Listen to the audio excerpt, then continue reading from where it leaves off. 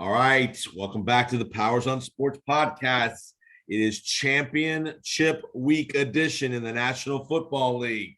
We are going to talk all things NFL divisional recap. What a wild week of divisional matchups we had.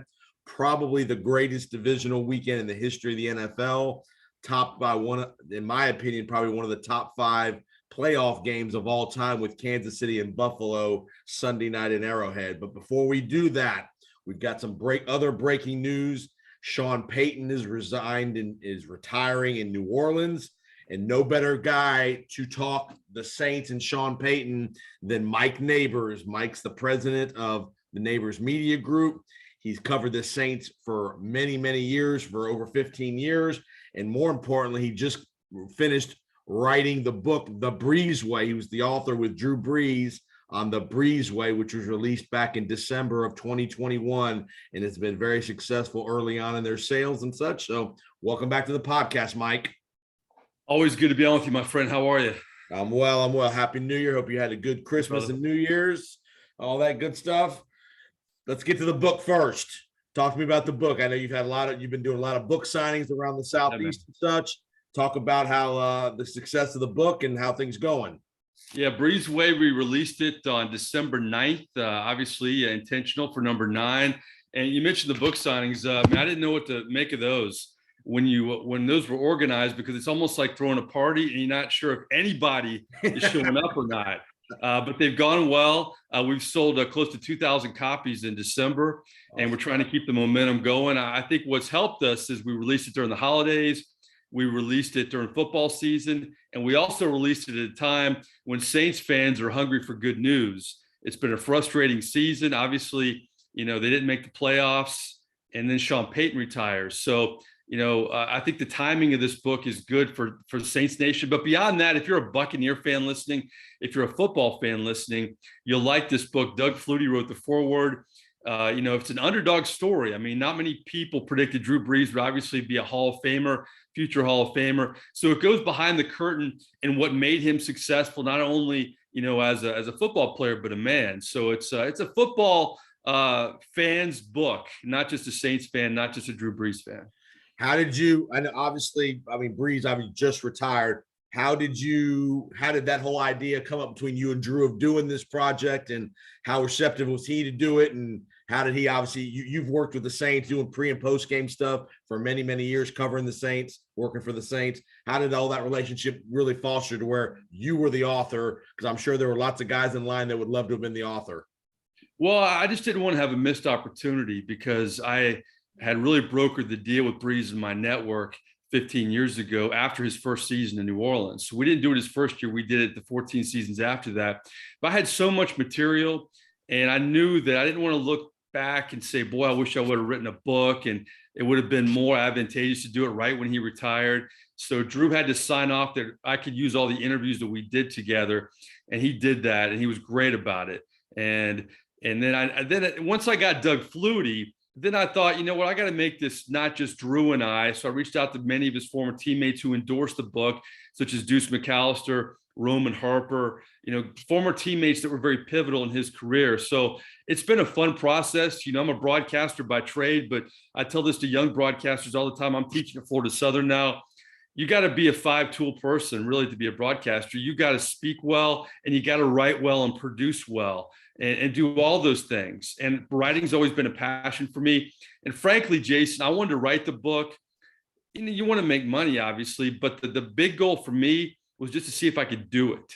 Right. And now that I've done it, and now that I've gone through the process, I'm planning on writing more. I have ideas for upcoming books, non-sports related. So it's been a fun process. And the relationship I had with Drew, I just didn't want to waste it. I wanted to give Saints fans really a behind the curtain view, but really non-football fans have reached out to me. I did a hit in Jacksonville a week ago, gave them my information, because you go to MikeNabors.com and I'll give you a personalized copy, have my Venmo, PayPal information. I had 10 fans from Jacksonville, of all places, reach out to me. So you never know who's listening. You never know who's interested. And that's been the fun part of the process. That's cool. Yeah. Tell everybody where they can get the book if they are interested in the book. Is Amazon as well, and MikeNabors.com? Absolutely. The Brees Way, 3 words. It's on Amazon. That's an easy way to get it. Or if you want a signed copy, just go to my website, Mike Nabors, N-A-B as in boy, O-R-S, MikeNabors.com. I have all my information there. I'll send you a copy. It's $23 there, but shipping is included. Cool. Great. Awesome, man. All right. So just to piggyback onto the whole New Orleans Saints, obviously the news yesterday was Sean Payton retiring.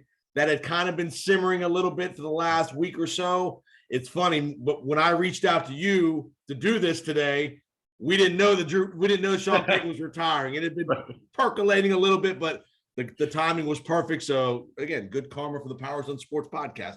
Sean Payton. Yeah, Sean Payton, the winningest coach in Saints history, 152 wins, comes in 2006 during all the Katrina stuff. You were there during all that stuff. Just give us the sense of when Sean Payton was hired. People knew who Sean Payton was because he worked for Parcells and a little bit and all that, but he wasn't a big name coach.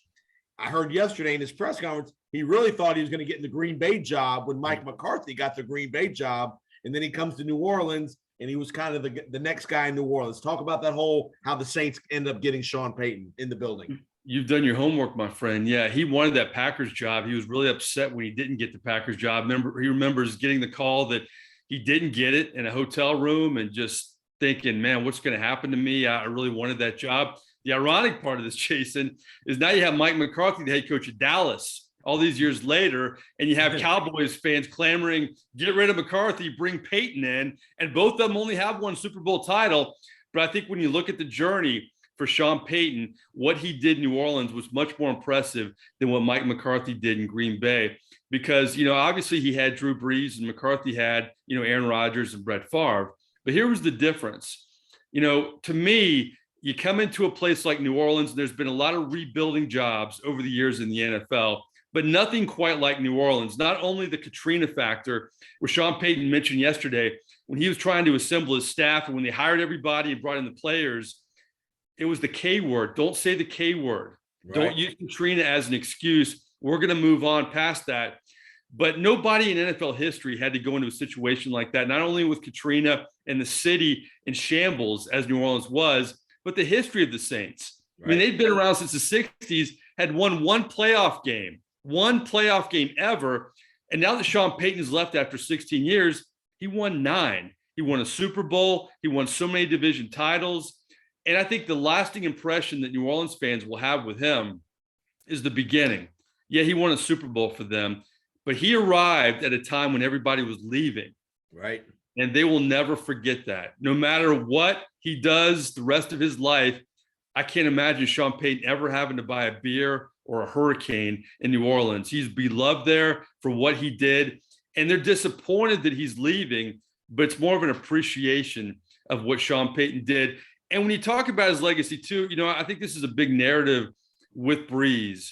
What if he would have gone to Miami instead of New Orleans? Because if he would have gone to Miami, Nick Saban was there. He would have stayed. Nick Saban wouldn't have gone to Alabama. Sean Payton may have had to draft Matt Leinart or Vince Young or Jay Cutler. Everything would have changed. But here's the one thing I will point out about that. Sean Payton made Drew Brees better. I don't think Drew Brees would have been Drew Brees with Nick Saban. He would have been good, but Sean Payton made him great and made him a future Hall of Famer. They were the perfect marriage in New Orleans. So when you look at Sean Payton, you mentioned too of Bill Parcells. Yeah, he has Bill Parcells roots. He has John Gruden roots. He's been around a lot of head coaches, but Sean Payton made his own mark. There's only one Sean Payton. There's only one guy like that who was known for so many things, his innovative offense, but the fact that he was a risk taker too, going forward on 4th down so many times during games, the onside kick to begin the second half of the Super Bowl. There's only one Sean Payton. And I tell you, you had the bounty year, you had 3 straight losing seasons, you had the Super Bowl year, you had 06 when nobody expected them to go to the NFC Championship game.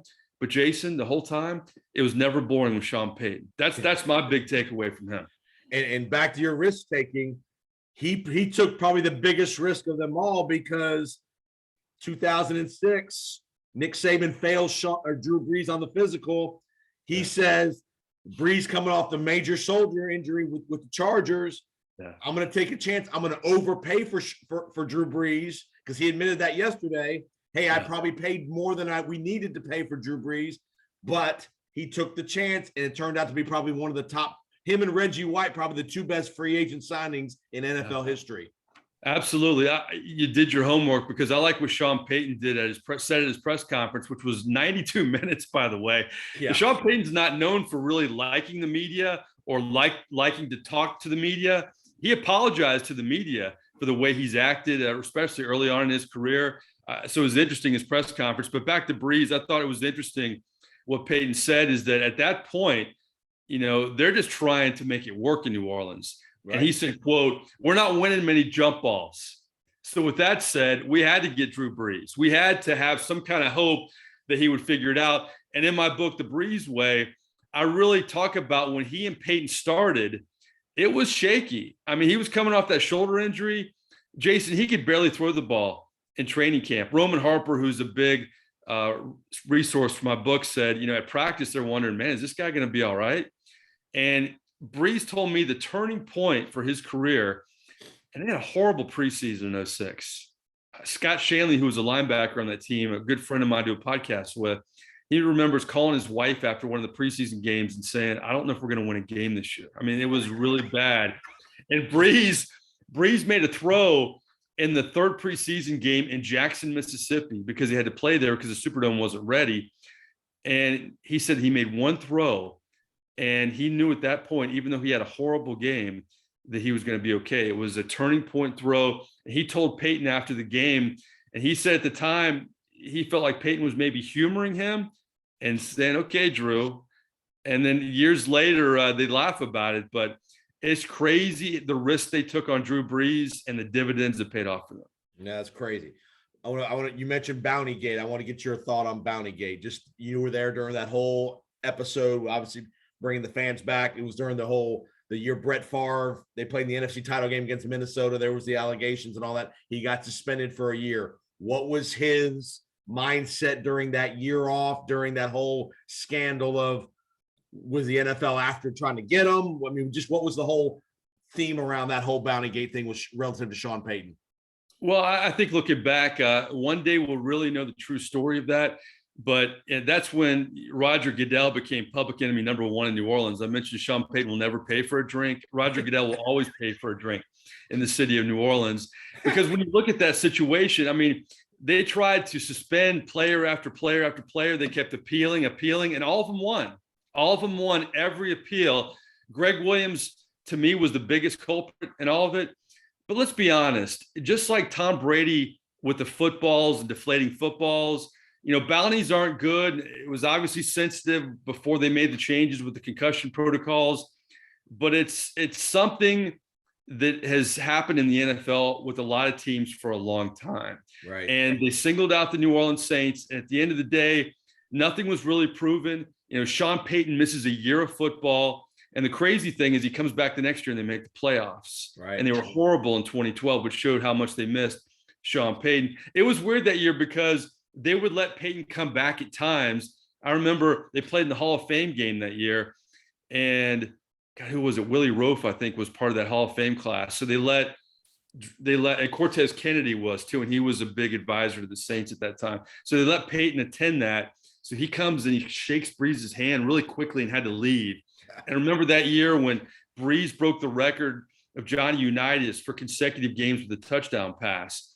And they let Payton hang out in the luxury suite to just watch the game, and then he had to leave. It was almost like he was in jail, and they let him out for good behavior, and then he had to go back to his suspension. And the crazy thing about Payton's retirement, the movie about this, his lost season where he didn't coach the Saints, but he coached his son's Pee Wee team, is now a movie.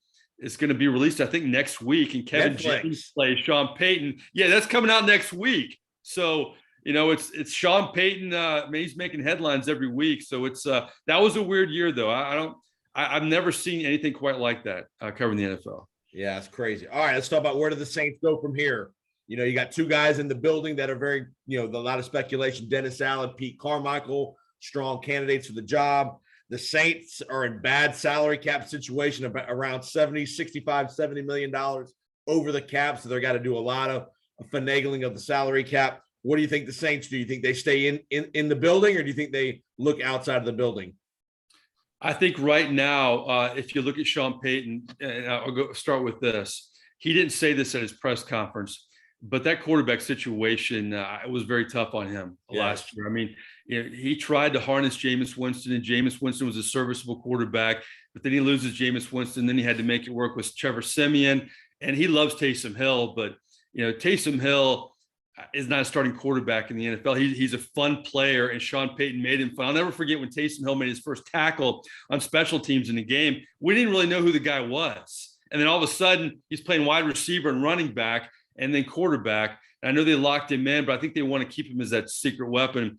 I think Sean Payton, I don't know this for sure, I'm just guessing, knows that they're not going to get Aaron Rodgers and they're not going to get Russell Wilson. The crazy thing is, and this is been reported, and I believe this, if Drew Brees would have retired after the 2019 season, Tom Brady would have gone to New Orleans before he would have gone to Tampa, but that never happened. So that's ifs and buts or whatever. Right. I just feel like one of the reasons Sean Payton isn't coming back is because of the quarterback situation. I think the leader in the clubhouse right now is Jameis Winston, but he's coming off an injury and he doesn't have Sean Payton. So I think one of the biggest losers of the Sean Payton retirement is Jameis Winston, because he learned the offense, sat out a season with Drew Brees and Sean Payton. Then he played with Payton, got hurt, right, and now he doesn't get to potentially come back. He's a free agent with Sean Payton. So, I know that, people were banning Jimmy Garoppolo because he went to the same college as Sean Payton, broke a lot of his records. But now with Payton out of the mix, I could see a guy like Bridgewater. They really like Teddy Bridgewater if Jameis doesn't work out. But I think Jameis is the leader right now. And the rest of the team, Jason, looks pretty good. I mean, I think they get Michael Thomas back, which makes the rest of that receiving core a lot better. The offensive line, they may lose Teron Armstead, but the bulk of that offensive line's back, and they're really, really good. Kamara is the centerpiece of that football team. And the defense, just ask the Bucks how good that Saints defense is. For the most part, all those guys are coming back. So we say it time and time again, you can have a good football team in the NFL, but you got to have a quarterback. And that's the big question mark for New Orleans, despite, who's going to be the head coach too. And then the $64,000 question, all the rumors, all the speculation. I just saw a report this morning that apparently back in 2019, there was a deal in place for Sean to maybe go to Big D, back to Jerry Jones land. Obviously, he's got the connection, worked for Parcells for Jerry Jones. Everybody's speculating, okay, they're going to fire McCarthy, and here comes Sean Payton. They're going to make a trade with the Saints, send Mrs. Benson a nice big check in the mail and some draft capital, and Sean Payton will be the new head coach of the Cowboys. How realistic do you think that is? I don't think it's going to happen this year, but I could definitely see it happening a year from now, this time next year. Yeah, I don't see it happening this year, but I would never rule it out. Sean Payton's definitely going to coach again. I mean, young guy. I mean, how many times do we see a press conference where they don't use the word never, but they come really close? I think somebody made a good comparison yesterday that Bill Cowher had a similar press conference to Sean Payton where he didn't rule it out, and many thought he would come back, and obviously he never came back. I think Sean Payton is different. You heard Sean Payton talk about, really his passion for the craft of coaching at the press conference. I mean, he talked about being a teacher, loving the relationships he has with the players in the front office, the scouting department, everybody in the building. And he basically said he's going to coach again without saying it. I mean, he hinted at it over and over again. And we've seen a lot of these press conferences, Jason, where they don't hint at it the way Sean Payton did. I think he could go into TV. I'm hearing that, the Amazon deal with the Thursday Night Football, that Troy Aikman's looking at that, and that would free up Joe Buck and obviously Sean Payton a little bit. I don't know how good a broadcaster he'll be. It's always weird because I didn't know how good Tony Romo would be, and he's really good. And then Drew Brees, I think Drew is very good on the air, but you got to be critical to really be a great broadcaster. And I'm not sure Brees has that in him. He's young. We'll see what happens. But I think Sean Payton could be critical. That's what could help him as a broadcaster, because, I mean, he's throwing shade yesterday at the Who Dey Nation in Cincinnati, saying that Who Dat was the original. He's throwing shade at the Bucks. They won, but we beat them. And even Eli Apple, who's playing for the Bengals and who questioned the Saints fan base, he's not afraid to do the choke sign to Devontae Freeman when he played for the Atlanta Falcons. I mean, Sean Payton, fun broadcaster, just talking trash and not being afraid to criticize. He was never afraid to criticize as a coach. having that leeway as a broadcaster and not having an allegiance to a team, that could be interesting. He always had an edge. He and Dirk Cutter had a dust up there a couple years back, and he's had some tense moments with some other coaches and some players and that kind of stuff. And obviously this year with the Tom Brady and the Dennis Allen situation on the sideline. So yeah, Sean's not afraid to dust it up with players and coaches and run his mouth a little bit during these games. Absolutely. Yeah, I just go back to my original theme with Sean Payton. It was never boring. Even when they're losing, the offense is rolling, and you're wondering why can't they have a good defense? But it was never boring on or off the field with Sean Payton. Never. No doubt about it. The ownership of the Saints, obviously Gail Benson now taking over for Tom Benson for several years now. How does that play into the whole new coaching? Do they maybe go, I won't say a rebuild program for a year or two? How do you think the ownership's going to take the franchise moving forward? Well, I think a big lost component of the offseason for the Saints, and it's still not over yet, is Jeff Ireland and what he's done to that front office in terms of the drafts. I mean, that 2017 draft with Lattimore and Kamara and Ryan Ramczyk and Trey Hendrickson, who's with Cincinnati, who they couldn't keep because he was, offered too much money. Jeff Ireland was the architect of that draft. As long as he's still in the building, I like the draft moves that they can make. They're going to spend money. I don't think that's ever going to change. I do think Dennis Allen's going to get the job. He's a real popular guy inside that building. It would be a natural transition. And Pete Carmichael could be the offensive coordinator. He's been Sean Payton's right-hand man. But the bottom line is they can spend money and they can have great drafts, but you're not going to have Sean Payton. Sean Payton's one of the most innovative minds in the NFL. And, you can bring in familiar faces and really Dennis Allen. People talk about the Bucks figuring out Tom Brady. Dennis Allen figured out Tom Brady. Yeah, really set the blueprint for that. One that the Rams really watched and took over in the playoffs. But I think you don't have Sean Payton. That's a huge loss. Just the edge he brings to the building. I mean, that building, everybody knows that Sean Payton's the alpha guy in that building. Yep. They know it. I know inside that building, him not being there, there's probably a little less tension this morning, because he's on top of everything, the PR staff to the marketing department. He has his hands in everything. Probably how the thermostat is in the building. I don't know that for a fact, but he's got his hands on everything. So, that may be tough for the organization to deal with when he was there, but they're going to miss all the things he did in terms of innovative offenses, risk-taking ability. Just the thing I look about Sean Payton too is he always picked the best guy. He would never play favorites. If you were a top draft pick, he would pick the guy he thought was the best player. I remember Pierre Thomas, who became a mainstay in that Super Bowl run. Antonio Pittman was a 4th-round draft pick out of Ohio State. Pierre Thomas was a free agent. Pierre Thomas had a better training camp. They cut their 4th-round pick because Pierre Thomas beat him out. You saw that time and time again. So they're going to miss a lot of things about Sean Payton, that's for sure. I mean, you made a great point there. How many of their wide receivers were number 1 draft picks? You had none, other than Mike Thomas, and I don't think he was the number 1. You had he was 2. He was a 2. Yeah. Marcus Colston was a nobody. Lance Moore was a nobody. The guy Deontay Harris is a guy nobody's ever heard. I mean, he is tremendous at developing offensive players.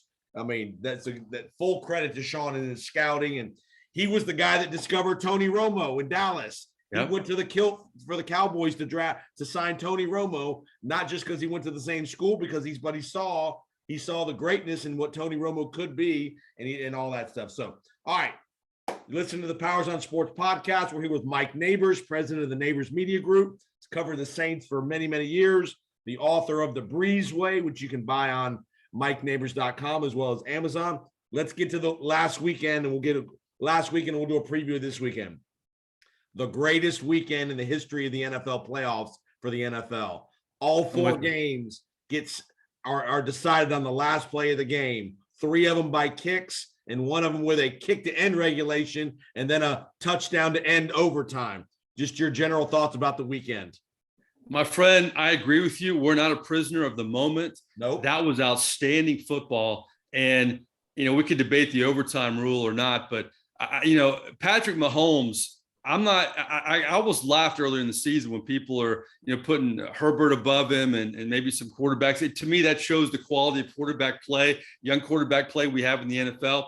But I'm just amazed at the display the Bills and the Chiefs put on. And the overtime rule, to me, you got to give both teams a possession and then have sudden death, because it's just not fair to one side. I know you could say, well, we'll stop them. Yeah, that's not the way the NFL is right now. It's not. And I just disagree with that notion. But I mean, top to bottom, the Buccaneer game, it almost felt like the way it was playing out, the Bucs were going to win that game, especially when Fournette scores and they tie it. All the chances the Rams gave the Bucs, it just seemed like it was all lining up. Then you look at that Niners team. I mean, they've owned the Rams, and the way that they've won football games, I tell you, cover the New Orleans Saints. The Saints beat the Falcons. We're watching the Niners play the Rams that last regular season game. If the Rams win, the Saints go to LA. The Niners win that game. And the way they won that game was remarkable, with Garoppolo driving them. Down 17-0. Just like the Bucs. It was crazy. So I think this is why the NFL is king, because we've seen it the past couple of weeks, especially last weekend. I mean, you're not going to see any better theater in sports right now. All right, let's talk Aaron Rodgers. What a meltdown in Green Bay. I mean, just the continued playoff underachievement. You know, it's crazy to think that a guy that good has only been to one Super Bowl with as many opportunities as he had. He's had home field advantage the last 2 years and has come up short. Just your thoughts. Is that the last time you're going to see Aaron Rodgers in Lambeau? I don't think so. I think here's the thing with Aaron Rodgers is, he's become kind of whiny to me. I'm tired of Aaron Rodgers. Aaron Rodgers, you know what? Rex Grossman has as many appearances in a Super Bowl as you do. Not as many titles, but there's no questioning his ability. I'm questioning hhis leadership and really the edge in the playoffs, because, I mean, he's going to look around. Yeah, you want to go to Denver, or, you want to go to maybe Cleveland, or you want to go to Houston. Pittsburgh. Really? Yeah. Pittsburgh. I mean, Pittsburgh may be okay, but you don't have the talent you have in Green Bay. And I wonder, as much as Green Bay loves Aaron Rodgers, if you're a cheesehead fan, are you tired of this? Like, either you're with us or you're not. Right. Enough. I mean, I think Saints fans to some degree went through that with Sean Payton, because every year, he was kind of flirting, and then he kind of had a press conference 4 years ago saying, I'm here, I'm staying, which he did. And of course, now he's leaving, but he stayed for a little while.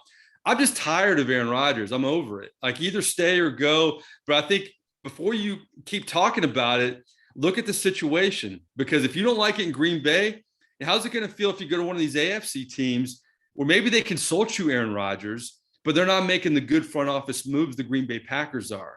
He's got to he's a smart guy. I'm just tired of him.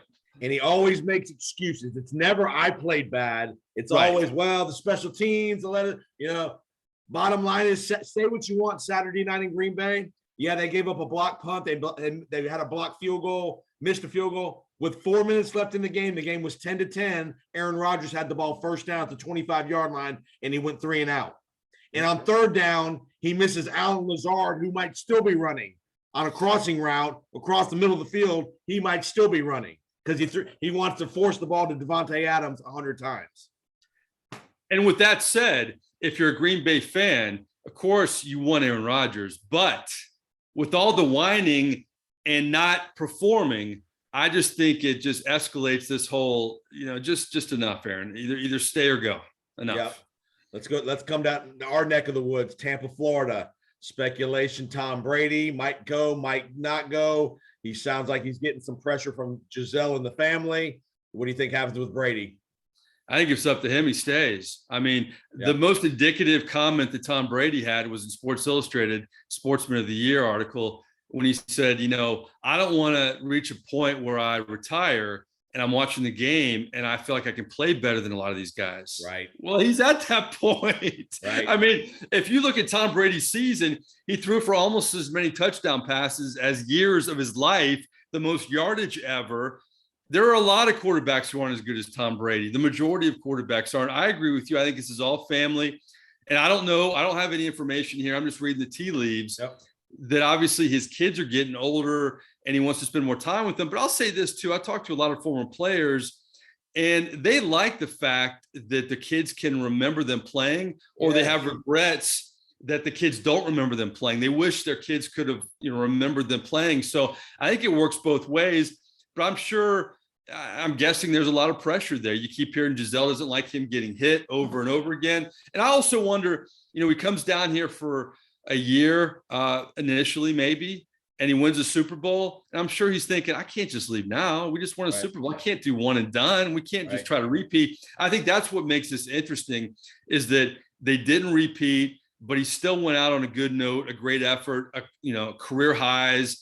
He could go out on a high note. So I wouldn't be surprised if he retired, but I agree with you. I think he will retire because of his family, if that's the case, but I still think he's staying. I really do. I do too. I think you're going to hear from him probably in 2 to 3 weeks, a month, middle of February. You're going to see, hey, we've come to a family decision. Next year will be my last year. I think it'll be a public announcement. Hey, I'm going to play one more year, and that's it. So I'm with you. I think in the end, it will drive him crazy. Two, this, the elite athletes that know they can still play. What are you going to do in retirement? At some point after a month of retirement, you're thinking to yourself, why am I not out training? Why am I not at mini camp or training camp? The guys that know they can still play. Well, Drew Brees is an example of that. I mean, Drew Brees would still be playing if he hadn't gotten hurt over and over again. And I know that weighed on his family a lot, weighed on him a lot, because he'd never been hurt. He was like Brady. I mean, Brady's been hurt, but Brees was getting hurt more often and missing more and more games. And he's every bit the competitor Tom Brady is. Both those guys. That's why they lasted as long. That's why they overcame the odds they overcame. So, yeah, I agree with you on all that. Absolutely. All right, get you out of here on this. Cincinnati, the Joe Burrow, again, LSU guy. What a competitor this guy's turning into. Gritty, gutty, gets sacked 9 times in Tennessee, just guts it out, figures out a way to win. Evan McPherson, the Florida Gator kicker. What a great draft pick that's turned out to be. Can Cincinnati go to Arrowhead and get it done? Well, I don't think they can, but I love this football team, and I love the swag of this football team. I mean, how about Evan McPherson walking out on the field and just saying, man, looks like we're going to go to the AFC Championship game. Tells his teammates that before he even kicks the football. I know, right? And then I read an article by Bruce Feldman in The Athletic this week that made me love Joe Burrow even more, and I really respect the confidence that he has. And he really broke down all the turning points at LSU that made him successful, because he went in there. I mean, he was low in the depth chart. He wasn't the guy coming in. Didn't have a good junior year. Junior year was very average. Yeah, I covered that game in Florida where he threw the interception that cost him the game against the Gators. I mean, Felipe Franks outplayed Joe Burrow in the swamp his junior year. Here's the thing I love about Joe Burrow, though. All these stories that when he hadn't won the job at LSU and they're playing in the spring and Devin White's still on that football team, and Devin White would always chirp to the offense. And Joe Burrow told him to shut the hell up. And he was the first guy to do that. He hadn't won the job yet. Right. That's the kind of confidence he has. He got hurt in a football game. They were going to bring in Miles Brennan, who was the glory boy. Looks like he'll be the starter this year in LSU. He looked at Orgeron. He's like, no, I'm staying out here. He's got that factor that you can't weigh. He does. When you evaluate quarterbacks, even though he was the number 1 overall pick, but he's got the same intangibles that Brady has and Brees has in terms of having the clutch gene, having the leadership gene, and more importantly, having that confidence no matter what the circumstance is, and it permeates to the rest of the football team. Joe Burrow's just unusual. I don't think they'll win against Kansas City. I just think Mahomes is special. That's a tough place to play. But I do agree with Burrow. The stadiums in the SEC are louder than the NFL. I love that comment too. It's true what he's saying. So I would love to see them win, frankly, but I just think Kansas City's too tough. And it's a great story for the state of Ohio. He's an Ohio kid. He wants to be in Cincinnati. He got his guy, they're building Zach Taylor doing a building job, kind of similar to what Payton did in New Orleans a little bit. He and Burrow are kind of tied to the hip. So it might be one of these situations where everybody always dogs the Bengals for how cheap they are and how backwards they are with scouting and all that stuff. And little old Joe Burrow just finding a way to plug it through. So I'm with you. I think Kansas City will win. Quick pick in the Rams San Francisco game. Oh, that's so tough. I think the Rams finally win. It's the law of averages. They have a chance to play on their brand new stadium, home field, and all that stuff. I think this Niners team is really well-rounded. I just don't think that they can beat them 3 times in 1 year, and it would be the 7th straight win too. Right. I just think that's too much to ask. But I tell you what, man, if the Niners win again and then play in LA, how sweet would that be for those guys? No, to right? just it would be the equivalent to me of like the Atlanta Falcons building a new stadium and the Saints beating the Falcons for like the 3rd time and then playing the Super Bowl in Atlanta or something like that. It's crazy. So I think it's Rams and I think it's Chiefs. And then get your popcorn, man. The NFL just gets better and better. And if the Rams win, it'll be the 2nd straight year the home team's hosting the Super Bowl. Yeah, absolutely. Absolutely. And then they'll actually have fans. Then you feel for Bucs fans even more. I know, right? All right. Yeah. Well, Mike, great job, man. Keep up the great work. Again, publicize where they can find you on social media and where they can get the book one more time. Yeah, at Mike Nabors, N-A-B as in boy, O-R-S. It's the Brees Way, just like Drew Brees, the Brees Way. It's on Amazon. If you want a signed copy, go to MikeNabors.com, and I will send you one to your home and personalize it to whomever you want me to. And also, I forgot to mention, remember, Mike's been doing the series with the Saints called Errands. Publicize that real quick. Yeah, we just shot 2 more episodes recently, and I tell you, we have 2 candidates now that aren't doing as much anymore, Sean Payton and Drew Brees. So I'd like to get those guys. But we run errands with sports celebrities. We have them pick the 2 to 3 errands of their choice. We pick them up in a car. Great conversations in between. We get out of the car, run errands with them. Go to YouTube and do Errands Saints. I started with Dick Vitale Errands. Thinking of Dickie V right now, man. I gotta say, I owe this project to Dickie V, who put it on the map. And I know a lot of people think, oh, Dickie V. I tell you, he's a genuine guy. He's a heartfelt man. Absolutely. Gives a lot of his time to pediatric cancer. Great family man. Prayers for Dickie V right now. He's the one that jump-started that project for sure. No, absolutely. That's a great comment. And like I said, Mike, you do a great job, man. We're right down the street. We're gonna me, you, and TJ need to go to lunch again real soon. Come on now. And Felios, man, the Fab Four. Let's make it happen, baby. Yes, we're like the 4 horsemen back in the day. Absolutely. Let's do it. TJ and I have more time now, so we can do it. That's right. Keep up the great work, Mike. Appreciate you jumping on with us, and we will see you next time. And great work through the spring. Anytime, my friend. I enjoyed it. All right, we'll be right back with more on the Powers on Sports podcast. We'll be right back with Steve Carney to talk a little MLB Hall of Fame induction.